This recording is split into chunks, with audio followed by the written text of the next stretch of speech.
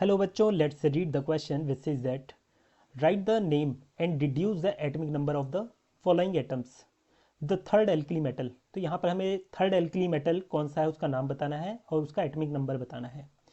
Here the key concept for this question is electronic configuration.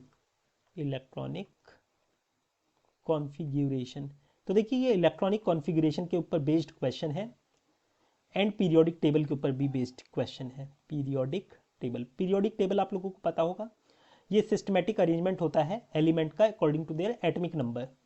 और ये electronic configuration क्या होता है ये अभी हम इसके बारे में डिस्कस करेंगे। देखिए, अगर हम ग्रुप वन की बात करते हैं, ग्रुप वन की बात करते हैं जिसके अंदर हमारे एल्कली मेटल आते हैं, उसमें कौन कौन से एलिमेंट हैं। एक तो हाइड्रोजन, ये एल्कली मेटल का पार्ट नहीं होता पर इसे ग्रुप वन में डालते हैं क्योंकि इसमें सिर्फ एक इलेक्ट्रॉन होता है।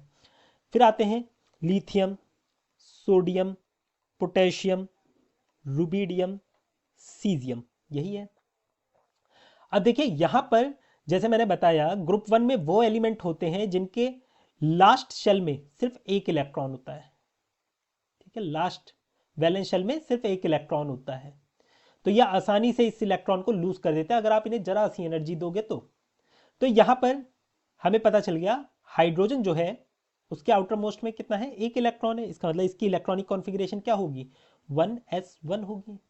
लिथियम की कितनी होगी, इसके आउटर मोस्ट शेल में एक इलेक्ट्रॉन है, पर यहां पर जब आप हाइड्रोजन से लिथियम की तरफ प्रोसीड करते हो तो इसमें जो एटॉमिक नंबर होता है +2 से इंक्रीज कर जाता है।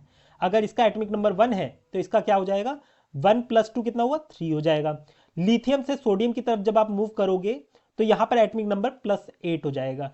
सोडियम से पोटेशियम की तरफ जाओगे देन अगेन +8, पोटेशियम से रुबिडियम की तरफ जाओगे तो +18, रुबिडियम से सीजियम की तरफ जाओगे अगेन +18। इस तरीके से हो जाएगा। तो यहाँ पर 1 3 3 + 8 कितना हुआ, 11, 11 + 8 19, 19 + 18 37, 37 + 18 ये हो गया हमारा 55।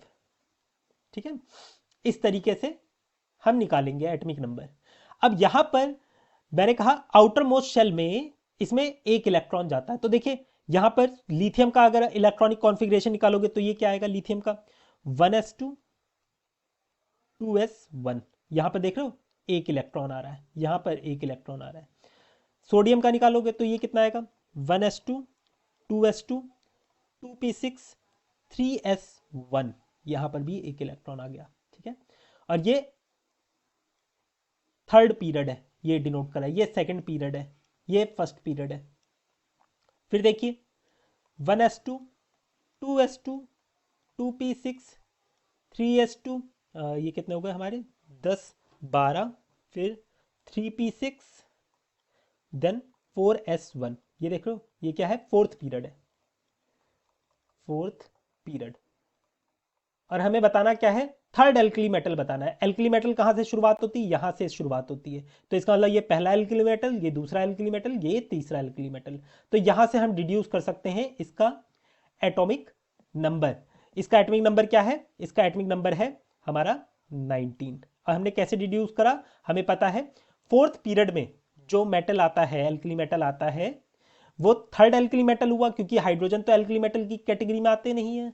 तो इसका मतलब 19 इसका एटॉमिक नंबर हो गया क्योंकि इनके आउटर मोस्ट शेल में एक इलेक्ट्रॉन होता है। ठीक है, हेंस पोटेशियम